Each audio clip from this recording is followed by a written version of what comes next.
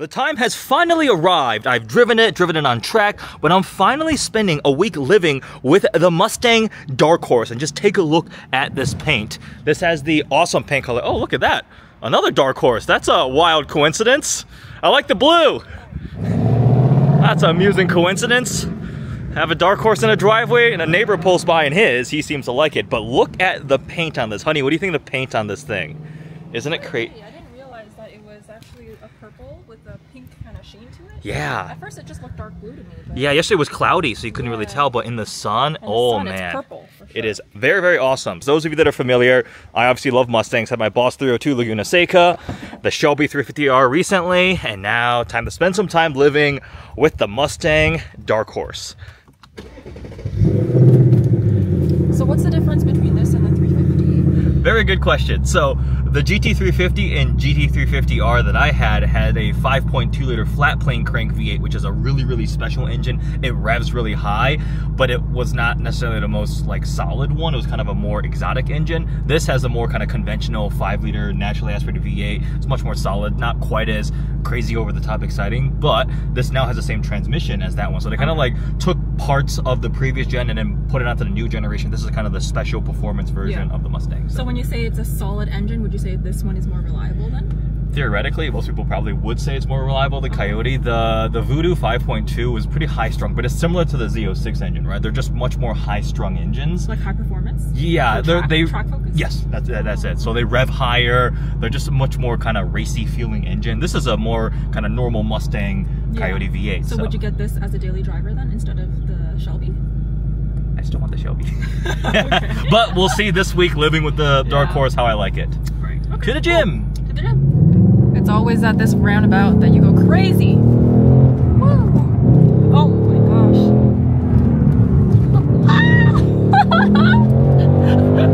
All right, this anodized, I think it's titanium shift knob, looks really cool with the blue sheen to it, but when it's baking in the sun, this is like painfully hot to the touch. It's gonna be like, how do I shift? Like, that's really, really hot. Oh boy. Oh, somebody in a Mustang got pulled over. R.I.P. Here is a Dark Horse welcome sequence when you unlock it at night. So the lights do this like pulsing animation. There we go. And then the projector light here, the puddle lamp of the Dark Horse logo with the front facing horse. Actually looks really cool there. And then when you open up the door, you have the welcome sequence across both of the digital display screens. And then when you lock it, everything just turns off. You see the puddle lamp gradually fades away. Here's the unlock sequence in the back with the little sequencing of the taillights.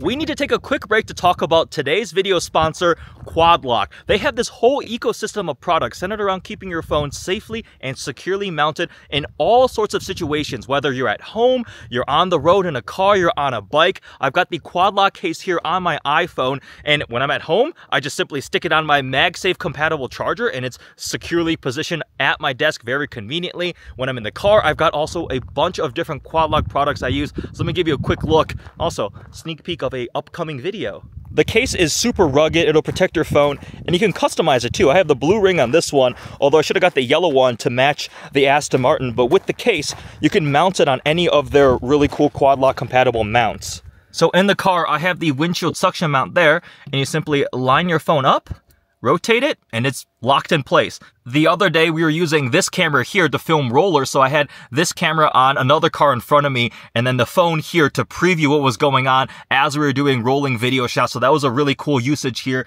For in-car stuff, I use GoPro, so I have the Quad Lock action mount set up here. So you just go ahead and suction cup it there to the windshield. That is super tight. Go ahead and position the camera, and then you tighten this. Make sure that's tight. And that is not going anywhere. So that's how I do the in-car camera shots. And then when you want to leave, you just twist and remove. Super convenient and super secure. Quad Lock has a ton of other products too. They have air vent mounts, they have adhesive dash mounts. It all depends on how permanent you want it to be. I'm usually in and out of these cars pretty often, so I either use the air vent mount if it's compatible or the windshield mount. Also, of course, the GoPros are set up using the Quad Lock action cam accessories. There are tons of accessories. Go check them out. Use the link below to get a 10% discount off your first Quad Lock order. The coupon code is EddieX10 for 10% off. Thanks, and with that, back to the vlog. Oh boy, it is raining quite hard and we have a bit of a road trip in the Dark Horse. I need to fuel up before we hit the road, and we're gonna be driving very carefully and slowly because it is raining very hard, and this thing is a Dark Horse with a handling pack, so we're on some pretty aggressive summer tires too. All right. But we're gonna go up into slippery mode because this is the perfect opportunity to try it out. It probably does different things for stability and traction and power and everything like that. The rain has stopped, the roads are clearing up. We can go back to normal drive mode. I've got cruise control on. 4.5 hours remaining to Chicago. Here's an example of some new technology that the new generation Mustang has that is quite convenient. We have adaptive cruise control here, so you can just set your speed and it handles the gaps and everything, speeding up, slowing down. Also, we have lane keeping, so I actually have all of those on right now, which does make a road trip a little bit nicer.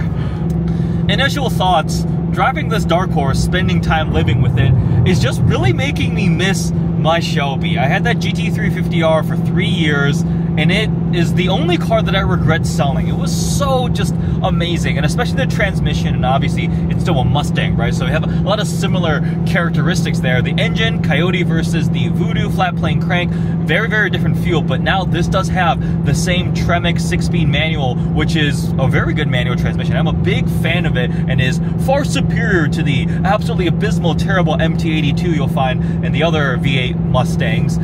So yeah, the Tremec does remind me of the Shelby, and kind of so far my initial kind of hierarchy is I still love my Shelby 350R the most. I think that's the one I get, the one that feels the most special, but I would take this over a non-R GT350, just the regular GT350. This one is just as capable. It's got plenty of technology, like way more tech than the previous generation, and I do like the way it looks. It's much more sleek and just like aggressive looking. So yeah, this is kind of in the middle of the Shelbys for me. Definitely a big step up from the Mach 1, which is what they took the Mach 1 and evolved it. And I actually think this is like the ultimate iteration of the Boss 302, which was like kind of the top tier Coyote track focused Mustang above the standard GT. So I used to have a Boss 302 Laguna Seca, and then I had the Shelby 350R. This is kind of the spiritual successor in certain ways. Can you fit 3 adults in a Mustang Dark Horse? The answer is yes. Lena, you doing okay back there? Kind of, yeah, it works. You have legroom, Lena. You can sit normally. It's not that bad. That Westin Hotel sign has seen better days. It looks like it says Wifsin, W-F-S-I-I-N. After a couple of very gloomy, rainy days, it is finally beautiful and sunny out today. When it's overcast and gloomy, this paint just looks like a dark bluey gray, but when the sun hits it, just take a look at that metallic flake. It's pretty crazy. This goldish ember metallic color to it really gives it a unique dimension, and this is the more aggressive looking Dark Horse because of the handling pack. So just look at the wheels and tires. The offset's more aggressive. I believe it's 305s up front, 315s in the back, and the Pirelli P0 Trofeo RSs now, which are pretty aggressive track tires, which is why I was a little bit nervous yesterday driving in the rain, because they don't have a lot of tread. This thing's got some miles on it too, and just look how sticky they are, all those little pebbles that it's picking up. And it's also interesting because in the past, kind of the track Shelby, like my 350R, had Cup 2 tires, Michelin Cup 2s, but they've gone to Pirelli's now, the Trofeo RS, which they must have decided this is a better tire compound design for the track focus version of the S650. But man, this paint does look good with the decals on the hood. Mustang Dark Horse. Oh yeah, the front facing pony, we'll talk more about that. But we're gonna run off, grab some coffee. Yeah, it is a little dirty. I will wash this to get it nice and clean to film some clips later on.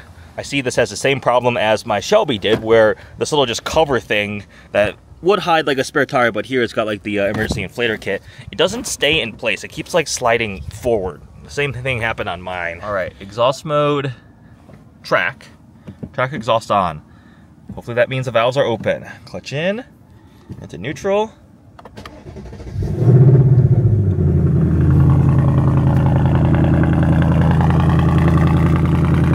Oh, I can smell it. Those are some big exhaust tips.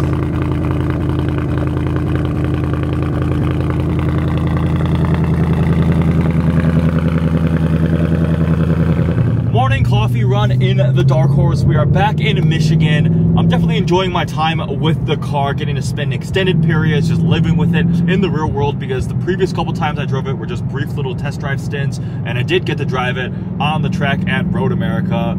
Overall, the S650 does feel pretty similar to S550 to me. I mean, it is just like an incremental update on a similar platform. The looks are growing on me for sure. Obviously, the Dark Horse, more aggressive looking one. This one with the handling package and the really cool paint job looks pretty sinister. The base ones, when I first came out, I was like, I'm not sure I love them. I kind of really like the S550, especially the pre-refresh when that generation first came out. I was a big fan of it. But this one, just much more angular, more aggressive, and Dark Horse obviously is the most aggressive one. And then, well, the GTD is different. GTD is a complete race car. Like, I don't even view that really as a Mustang still. It's kind of its own separate thing, just happened to share Mustang branding. Yeah, it has the 5.2 supercharged V8, but it's just such a different tier of car. I mean, it's like 5 times the price of this Dark Horse, so it's kind of hard to compare it in the same family. Not exactly fair. Regardless, the Dark Horse, to me, is still the peak right now. I don't know if they're going to do a Shelby version. I don't think they'll bring back the Voodoo 5.2, but a GT500 on this platform, again, utilizing that supercharged 5.2, sitting in between the Dark Horse and the GTD, could be very interesting. The inside, screens, right? Kind of still torn on them, still finalizing my feelings about the screens, but it's been nice. Coffee obtained. Something amusing is Tim Hortons in America, the largest are like 3 times the size as the ones we get in Canada. Also, manual, right? So the cup holders here, actually, you can still shift and not like bump into whatever beverage you have in the cup holder, so it's not terrible there. Look at this blue ember metallic paint in the sun. That metallic flake is properly amazing, and this paint finish is exclusive only to the Dark Horse. You cannot get it on other Mustangs. Yeah, that looks pretty awesome. Ford Performance has been properly taking care of enthusiasts recently. If you want off-road, you have the Raptor lineup, the F-150 Raptor, the Raptor R, the Bronco Raptor, and now the Ranger Raptor. In the world of sports cars, we have the Mustang GTD, which is taking on actual race cars. But in the kind of more normal sports car realm, because the GTD is very expensive, we have this, the Mustang Dark Horse. There's currently no Shelby iteration on the latest generation S650 Mustang platform, which means this is the most performance-oriented, track-capable Mustang we have. It's not meant to be a replacement for the GT350 or the GT500. It's more so an evolution on the Mach 1, a very capable Coyote V8-powered Mustang. The 5-liter V8 now makes 500 horsepower and 418 pound-feet of torque, which is the most powerful Coyote 5-liter V8 ever. It beats out the Mach 1, which is 480 horsepower and 420 pound-feet of torque. That's thanks to improvements like the dual throttle body intakes that breathe through the intakes up here.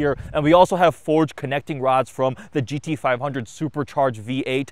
In terms of the transmission, this is one of the highlights for me. The 6-speed manual transmission now is the Tremec one, shared with the Mach 1 and the Shelby GT350. So much better than the manual found in lesser Mustang GTs of the Coyote V8.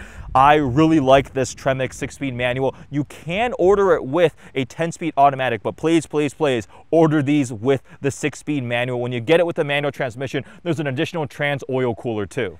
In terms of exterior styling, the Dark Horse obviously must look much more aggressive than the regular Mustang, so you have some special cues. We have the darkened LED headlights here with the shadow graphic treatments around, a more aggressive, unique lower fascia, and the 2 big intakes here in the grille to feed the engine. This one also has the handling pack, which means more aggressive aero setup and much more aggressive wheel and tire setup. The wheels are 1 inch wider front and rear. Tires are 305s up front, 315s out back, more aggressive stance. And the paint on this one is blue ember metallic. In most lighting, it's like a dark blue with some gray tones to it. But when the sun hits it, you get this gold metallic orange flake to it that looks really remarkable. It's quite an impressive paint. and it's only available on the Dark Horse. You also have the graphics package here, the painted black roof, and on the side, on the fenders, for the first time ever, you have a front-facing horse logo. You still have the sideways pony logo on the front grille, but on the side here, this is the first time we've ever had the front of the horse. Around back, we have a fixed rear wing here. You have massive 4-inch quad exhaust tips, and the overall styling of the S650 is much more angular and aggressive, including the iconic tri-bar taillights too. And the paint, man, the way the sun is hitting it right now, the metallic flake is absolutely wild. You have another front-facing Dark Horse logo here. With that, let's hop inside. I'll take you on an interior tour. We'll take the Dark Horse for a drive and talk about what it's like. How does it compare to the Mach 1 and the Shelby GT350? So I currently have the cluster here in track mode. We can change the way that looks. There's this little Mustang logo right there, that button, and it brings up this screen with all sorts of things from your exhaust mode selection. So here's the really quiet mode, normal, and then here's sport, and this is the track exhaust. Let's give it some revs actually. Windows down.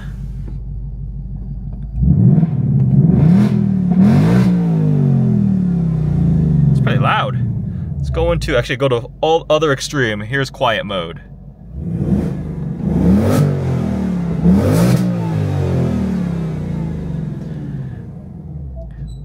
Here's a sport mode.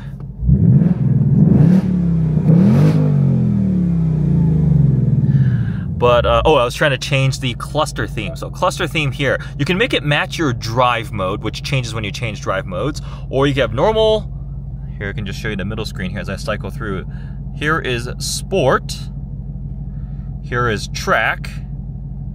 This one is called calm, which is,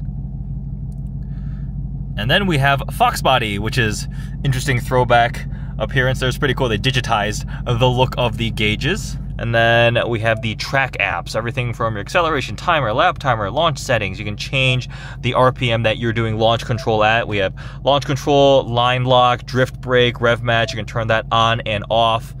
There we go.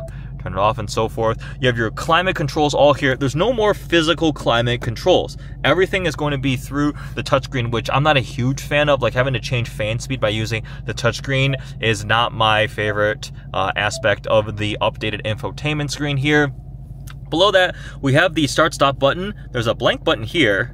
Don't know what was here. Like this, they could have put like the active exhaust button here. That would have been nice. But little Mustang shortcut, traction, hazards. This one's like for a favorite. Oh, actually, yeah, this one is currently set to exhaust. So it looks like we can customize that.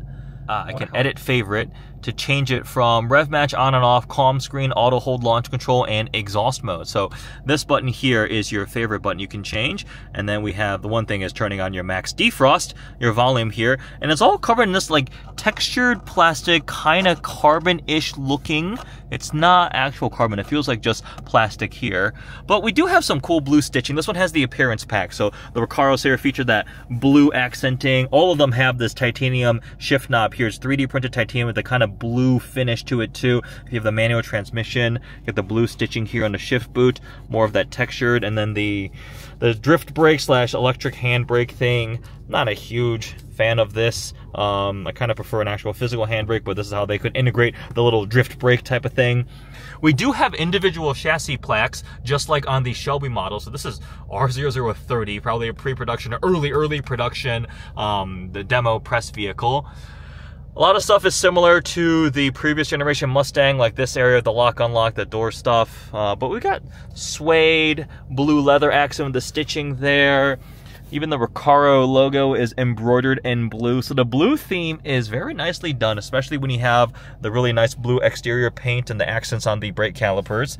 Steering wheel, we've got, this is the control, the menus in the middle. Volume up, down, and so forth. On the left side, we have our adaptive cruise control. That was that speed limiter thing. You have a normal Mustang logo here. It's interesting, the mix. Sometimes you get the front-facing Dark Horse logo, and then this one is the side one, just like on the front grille, the side little pony logo. Otherwise, a lot of the stuff is fairly similar and familiar if you've been in a previous Mustang. It's just the screens here. The blue theme is really well done. Even the seatbelt's like a really dark blue here. We have blue stitching on the steering wheel and all the accents. I think there's a really nice touch on the Dark Horse.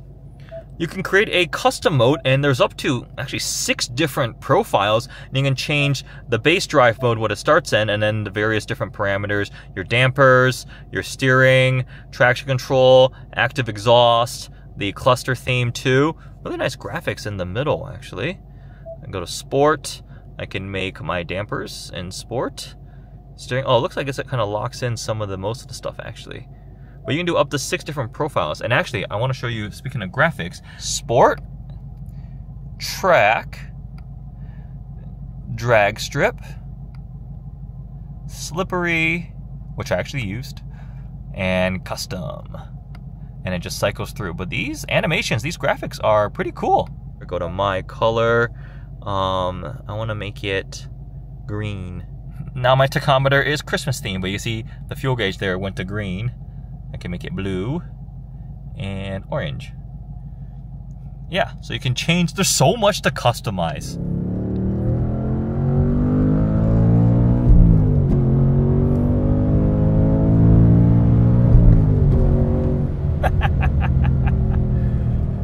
So we have no lift shift, which is quite a lot of fun. We also actually have a rev match downshifts.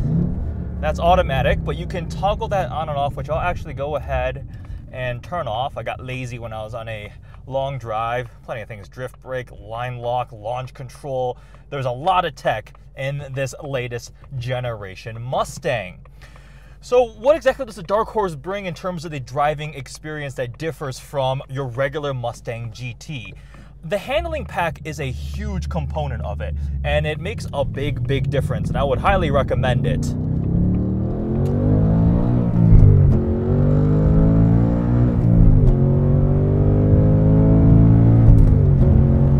That's pretty fun. So the handling pack brings things that make it even more track capable. The tires and wheels, like I mentioned, are a big difference. It's on Trofeo RS tires, which is a departure from previous high-performance Mustangs, which ran the Michelin Cup 2 tires, like on the GT350R. But the wheels are an inch wider, which leads to those 305s and 315s, and they are pretty aggressive track tires. I got caught in the rain when I was driving to Chicago earlier this week, and I was being very cautious in slippery mode. You get upgraded sway bars, retuned everything, right?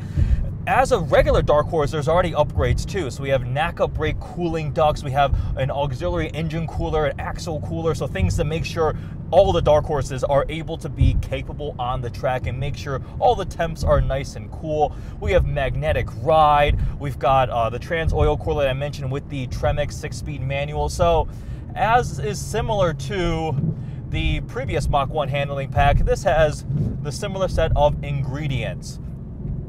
So I did get to drive a handling pack Dark Horse on the track. I had quite a lot of fun, but how has it been to live with and drive on the road? Well, quite a bit of fun, actually.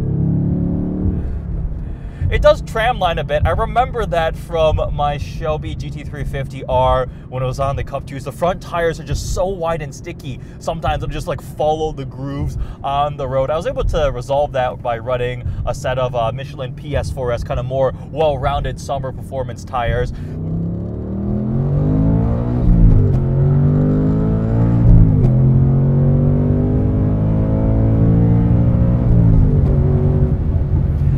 To 60 is said to happen in 4.1 seconds. Obviously, with the 10-speed automatic, you'll be a little bit quicker in a straight line. But this one has the handling pack, right? It's meant to be the all-rounded drive experience. It's not just a straight line accelerating Mustang like a traditional muscle car would be. And I really do like the way this drives. A lot of aspects of it feel very similar to the GT350, just without the engine. You have the same Tremec 6-speed manual, and immediately I feel comfortable with it. I am a big fan of this manual. I've mentioned at length how much I hate the MT82. It went bad in my Boss 302 Laguna Seca. There's a known issue. I think I lost a synchro, I bent a shift fork. It was just the engine, it was the way the transmission was designed. Never a big fan of it, but this Tremec and the 350, the 350R, the Mach 1, and now this Dark Horse is definitely one that I very much enjoy driving. And this 3D printed titanium shift knob is cool, although it did get really hot one day when I left it sitting in the sun. The magnetic ride, just like any other application, allows this to really change its personality in terms of being sportier, fun to handle, but also still comfortable when you need it to be, and you can customize all the different settings. The exhaust valves have 4 different settings. I could go into, actually I'll just show you for fun. I'll go back into quiet mode. Everything's through the touchscreen though, so this is quiet exhaust.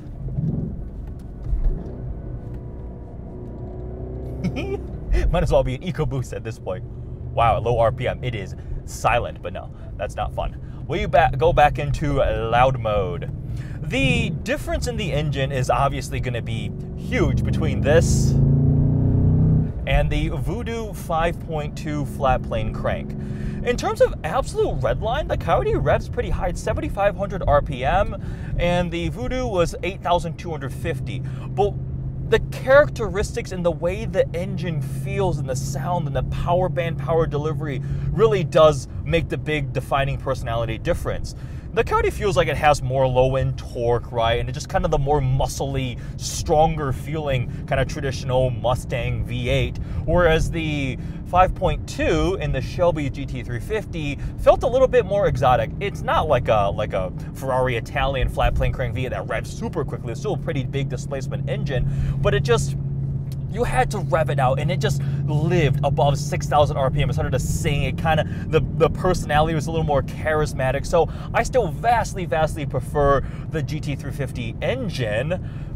There's nothing against the Coyote engine. It's just not quite as charismatic in my opinion. That being said, a lot of people will find this more appealing because the 5-liter might seem a little more robust and stronger compared to the Voodoo. I never had any issues with my Shelby 5.2, but obviously there are people who have, and that's what led to some of the reputation that car had, that it could be a little more finicky, to be careful with it. Make sure you check your oil levels, make sure it always came with a temperature, but those are all good things for any high-performance engine. Regardless, this Coyote is still pretty awesome motor. 500 horsepower, naturally aspirated, no complaints there. It really does feel like they just improved the Mach 1.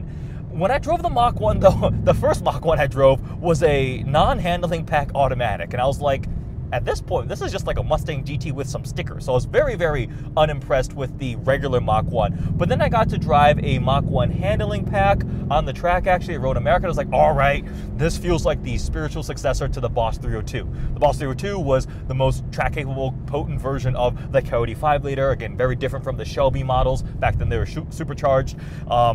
And then the Mach 1 kind of built off of that, and the Dark Horse really does build off of it. I find it interesting that it had to come up with an all-new branding because there's never been a Dark Horse before. Why not call this the S650 generation Mustang Boss 302? Why not bring back the Boss 302 nameplate?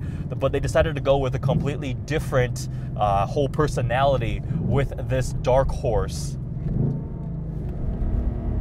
Honestly, this thing probably in the real world is just as fast as a GT350 or 350R.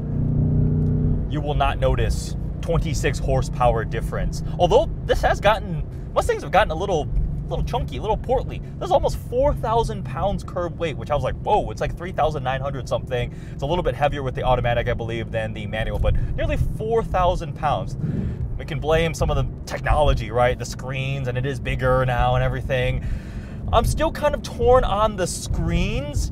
There's a lot of tech, a lot of nice new features. The gauges, you can change the look of it. I've just been using track mode the whole time because I like the way the tachometer goes across the middle. It shows my gear and so forth. You can make it look like a Fox body. Everything is through the touchscreen. You got ambient lighting, climate controls are all through that too, track apps and so forth.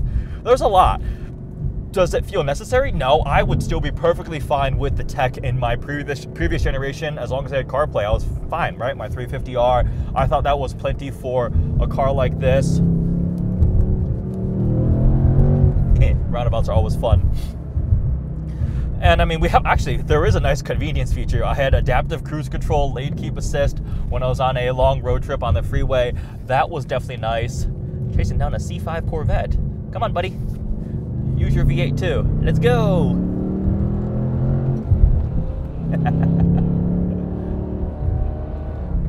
Oh, he is going at it. Bye. Other thoughts on what this has been like to drive. It's cool.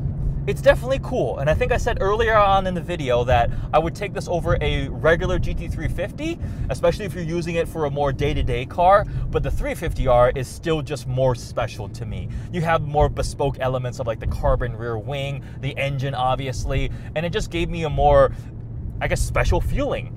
That being said, the Dark Horse really just matches it up in terms of all the different ingredients. You can get carbon fiber wheels on a Dark Horse. It's like just under $9,000. You have plenty of performance capability, sticky wide track tires are the same size as the 350R would come on, magnetic ride, you have the adjustable strut towers with the handling pack, you get the cross brace there too. Like, it has all the ingredients that you expect, and I think they did a good job where they took the previous top tier iteration and just built from there. That's what the Dark Horse did with the S650.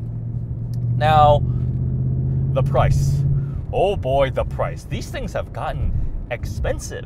This one is a Dark Horse Premium, so it starts at like $68,000. I believe the regular Dark Horse is $63,000, but once you tack on the handling pack, which is $5,500, this one has the appearance pack, and we have the Recaro seats. This thing is essentially 80 grand as option.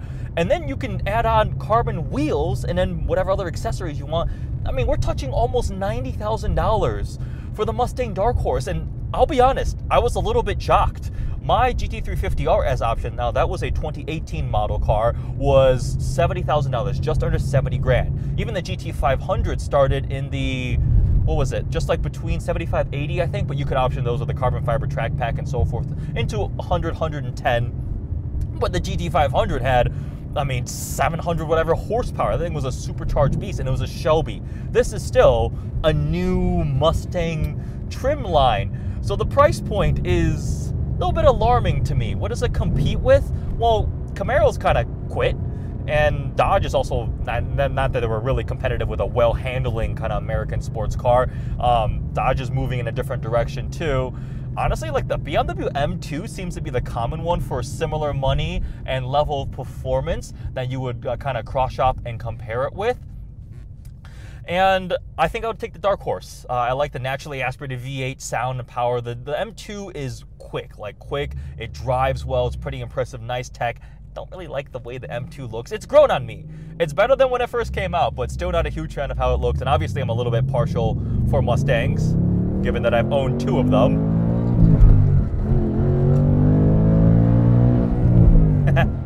Oh, that had the rev limiter. That wasn't at 7,500. I did read some people saying that there was like a pseudo soft limiter on the manual where like you don't actually get to run all the way to red line. That was like 7,300-ish that it just kicked me. Interesting. That was a little rude. I did not appreciate that, Dark Horse. So wrapping up some final thoughts on living with the Dark Horse. It doesn't have the special feeling of one of the Shelby models, but it's not supposed to, right? It's not a Shelby replacement. It doesn't have the brutal power of the GT500 or the Voodoo flat plane crank 5.2. It's just a really, really well-rounded, really capable Coyote V8 in a pretty good package, right? We've got the tech, it looks really good. I'm a big fan of the paint, and the styling has grown on me. Much more angular and aggressive looking in the parking lot, like walking out to it after leaving Costco. Like, I was like, oh, that thing looks actually pretty cool. And the paint for me, you gotta order a Dark Horse and one of the special paint finishes. And I would absolutely order it with the handling pack, but I would skip the carbon wheels. I'm excited to see what they do with the S650 generation. Obviously, the GTD is going to be wild at the very top end, but I would love to see some sort of special Shelby model on this platform. But I guess the most useless final conclusion you're going to hear from me is, after spending time with this, I just want a GT350R again. I want my Shelby 350R again. I'm going to buy one of those. I'll find a nice one, and I will actually keep that one forever. But there we go. Spending some time living with the Mustang Dark Horse. Hope you enjoyed this video. Thanks for watching.